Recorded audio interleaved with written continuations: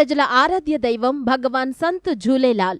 హిందూ పంచాంగం ప్రకారం ఝూలేలాల్ జయంతిని చైత్రమాసంలో ద్వితీయ తిథిన జరుపుకుంటారు. ఈయనను సింధీ ప్రజలు వరుణదేవుని అవతారంగా భావిస్తారు. భగవాన్ ఝూలేలాల్ జయంతిని సింధీ ప్రజలు చేతీ చాంద్గా, దీనినే సింధీ నూతన సంవత్సరంగా జరుపుకుంటారు. ఈ చేతీ చాంద్ ఉత్సవం చైత్రమాసంలో నవరాత్రి మరుసటి రోజున అనగా చైత్ర శుక్ల ద్వితీయ రోజున జరుపుకుంటారు. జలంతోనే సర్వసుఖాలు మంగళకరం ప్రాప్తిస్తాయని సింధీ ప్రజల విశ్వాసం. అందుకే వీరికి ఈ ఉత్సవం ఎంతో విశేషమైంది. సింధ్ ప్రాంతపు రాజు మిరక్ షాహ్ ఎంతో క్రూరుడే కాక అతివాద ఇస్లాం ఆక్రమణకారుడు కూడా. బలవంతపు మతమార్పిడులు చేయడమే కాకుండా ఎదురు తిరిగిన వారిని అత్యంత క్రూరంగా హింసించి హతమార్చేవాడు.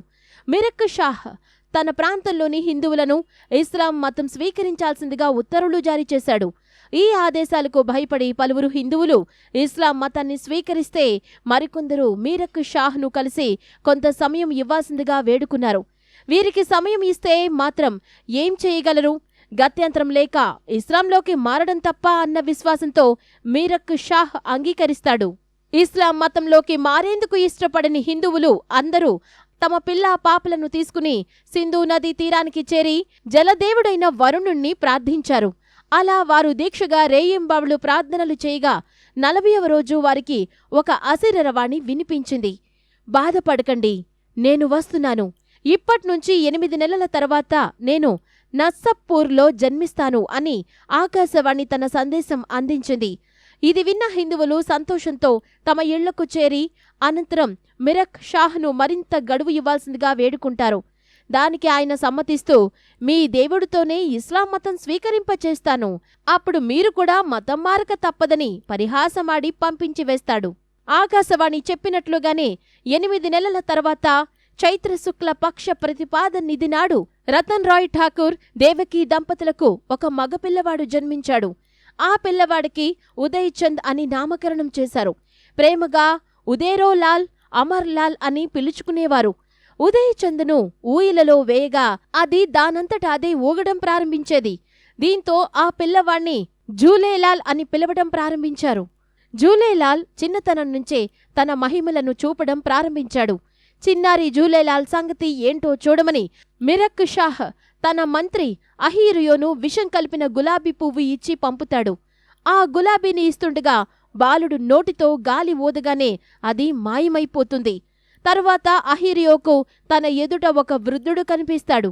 మళ్ళీ అదే వృద్ధుడు 16 ఏళ్ల నవ యువకుడిగా దర్శనమిస్తాడు. ఆ వెనువెంటనే మెరుస్తున్న ఖడ్గాన్ని చేతబూని గుర్రంపై కూర్చున్నట్లుగా ఝూలేలాల్ కనిపిస్తాడు. దీంతో అహీరియో అక్కడ్నుంచి పారిపోయి మిరక్ షాహ్కు విషయం చెప్తాడు. ఇది నమ్మని మిరక్ షాహ్ ఒకరోజు ఝూలేలాల్ను తన రాజ్యసభకు పిలిపిస్తాడు.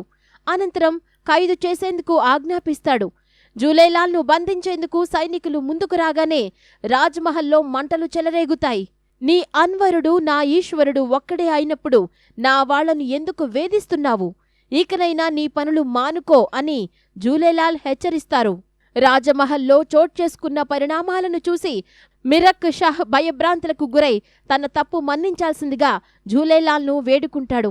దీంతో ఒక్కసారిగా మంటలు చల్లారతాయి. తన మహిమాన్విత జన్మ జీవనంతో ఝూలేలాల్ సింధ్ ప్రాంతంలోని హిందువుల ప్రాణాలు రక్షించడమే కాక హిందూ ధర్మాన్ని కూడా రక్షించారు. మిరక్ షాహ్ వంటి ఎందరో అతివాద ముస్లింలు వచ్చి మతమార్పిడి అనే రక్త క్రీడను సాగించిన భగవాన్ ఝూలేలాల్ కారణంగా సింధ్లో వారి ఆటలు సాగలేదు. ఈ రోజు కూడా భగవాన్ ఝూలేలాల్ సింధ్ ప్రజల ఐక్యతకు, శక్తికి, సాంస్కృతిక కార్యక్రమాలకు మూలం. జలం, జ్యోతి ఇవే తన వాస్తవిక రూపమని భక్తులకు ఝూలేలాల్ బోధించారు. ఆయన సమదృష్టితో ప్రజలందరినీ అక్కున చేర్చుకున్నారు. మత సద్భావన సందేశమిస్తూ దరియాహీ పంత్ను స్థాపించారు.